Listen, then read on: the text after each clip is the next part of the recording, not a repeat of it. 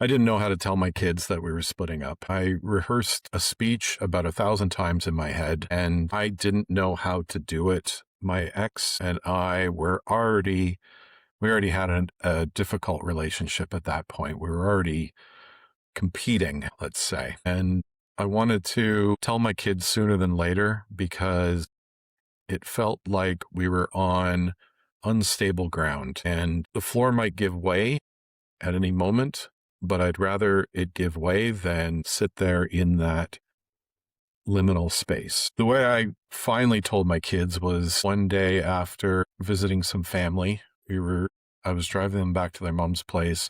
I didn't have a place to stay full time yet, but so they were mostly staying at their mom's, which was my former house. And I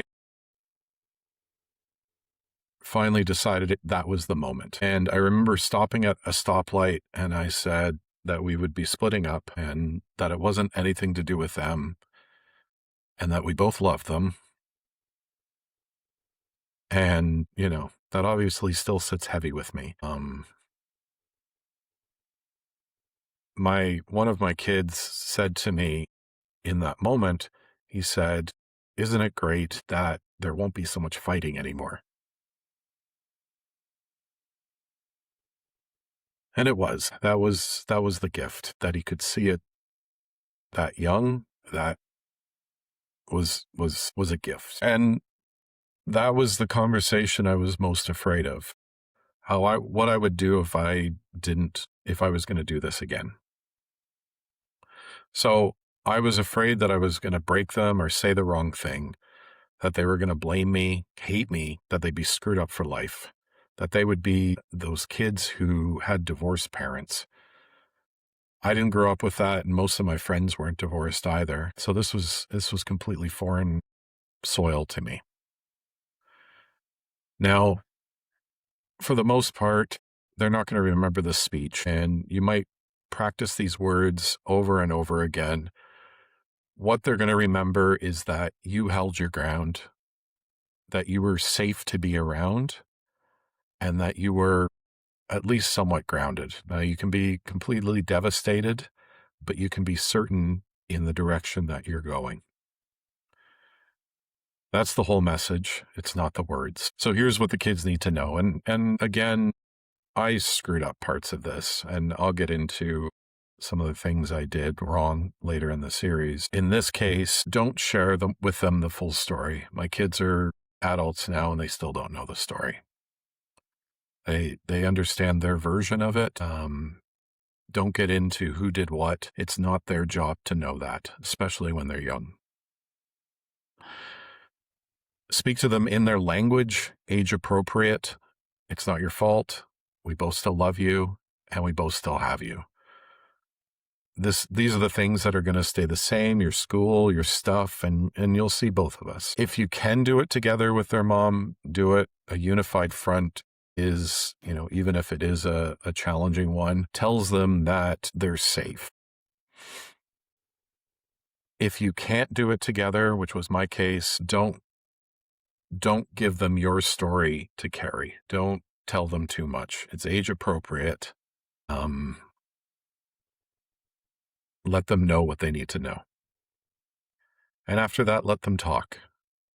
Don't lecture them. Don't try to get every detail. Ask them how they feel about it. Ask them if they're okay. Kids will tell you and show you that they're okay by being allowed to say that they're not. Now, the big don'ts. Don't tell them what she did. Don't make your kids into a jury in your case. You're going to have the urge to defend yourself so they won't blame you. Don't do that.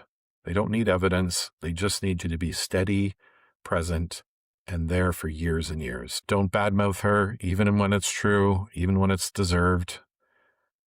A kid hears himself as half of his mother, half of his father. So every word against her hits him as well. And don't make them your confidant or your messenger. They're not your therapist. They're not the courier between your two houses. I didn't get right not speaking poorly about my ex. My kids heard me. I probably was not as subtle as I thought I was.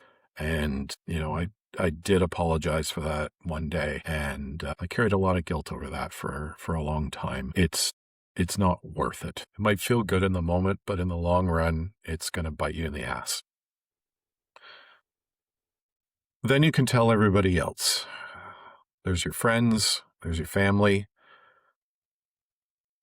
You might need to decide how much you want to tell all of them. You'll feel a pull to explain yourself to all of them, get your side out before she gets to them.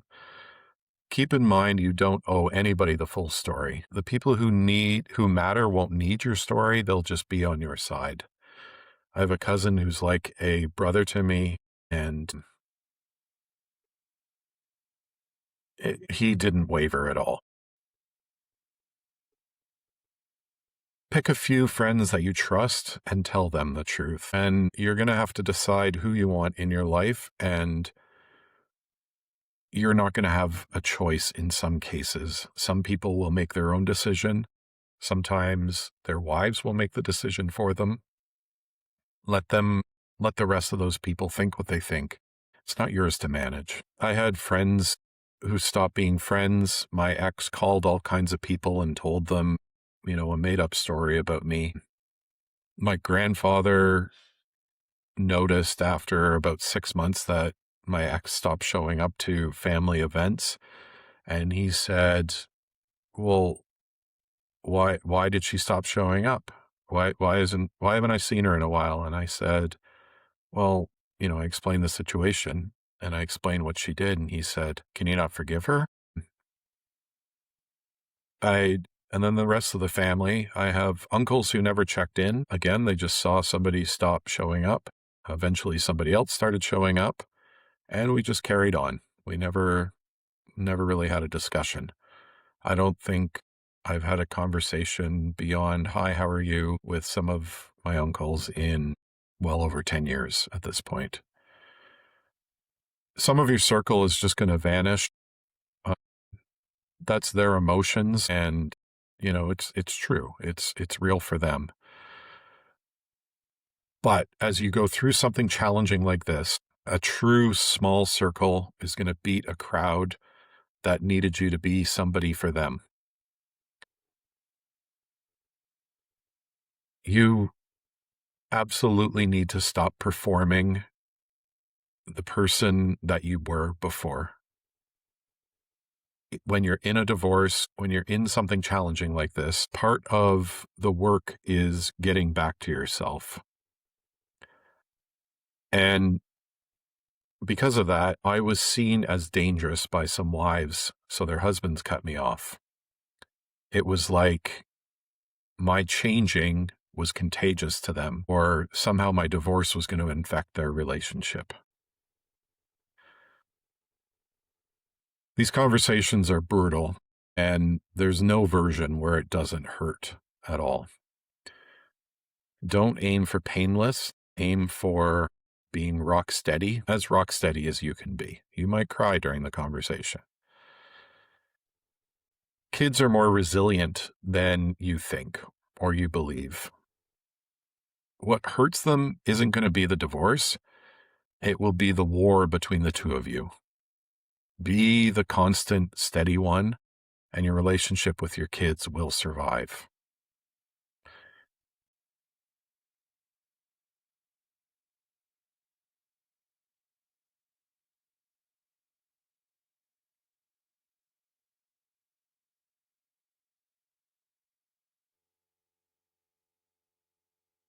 My kids are now grown. They're adults and, well, practically adults.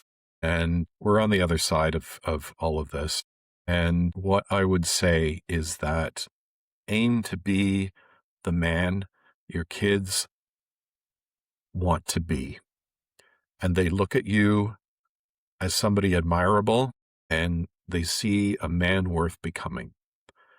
You do that by being steady, by being present as much as you can.